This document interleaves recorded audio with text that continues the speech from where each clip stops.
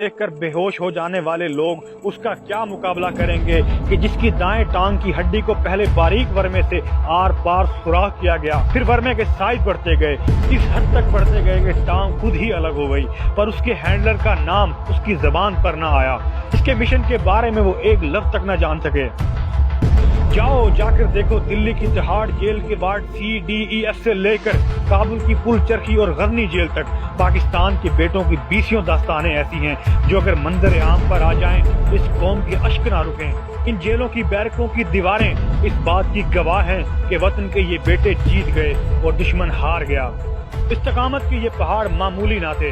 इस्तकामत में ये अब्दुल्ला बिन हुज़ाफा के बेटे थे, झुके नहीं। बर्दाश्त में ये यासर और समिया के फर्जंद साबित हुए कि उफ तक न कहा।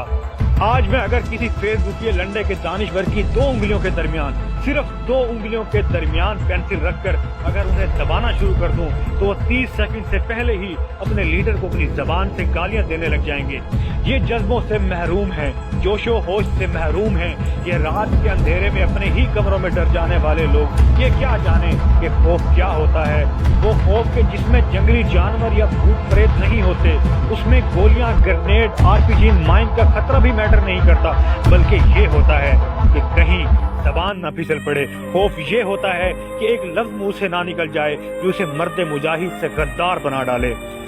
इनको क्या पता कि दुनिया भर की एजेंसियों के एजेंट अपने साथ जहर रखते हैं, पर ये अल्लाह के शेर शदीद अजियत को आसान मौत पर तरजीह देते हैं।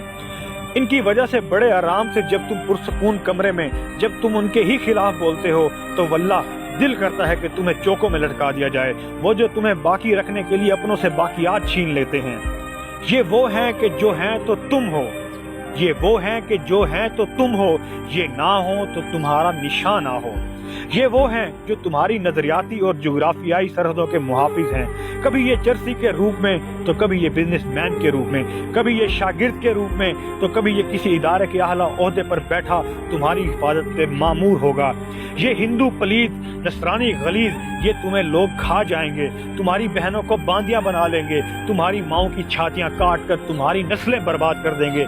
बनी इसराइल की तरह नाशुक्रिया करने वालों, उठो और जरा सा झांक लो कि शाम से लेकर लीबिया तक जिनके इतने दुश्मन भी नहीं थे वो सब क्यों मारे गए, वो क्यों बर्बाद कर दिए गए। उसकी वजह ये है कि उनके पास ऐसी कोई फौज नहीं, उनके पास ऐसी एजेंसियां नहीं। इसी वजह से शाम, इराक, लीबिया ये सब ममालिक बर्बाद कर दिए गए, इनको उजाड़ दिया गया, इनके मासूम बच्चों को कत्ल कर दिया गया। तो और तुम चारों तरफ से घिरे होने के बावजूद तुम्हारे मुल्क के पीछे 10-10 एजेंसियां दिन रात प्लानिंग करती हैं, इसको तबाह और बर्बाद करने की सोचती हैं। लेकिन आज भी तुम अपने घरों में महफूज हो तो जिंदा क्यों? सोचो और इस बात को समझो।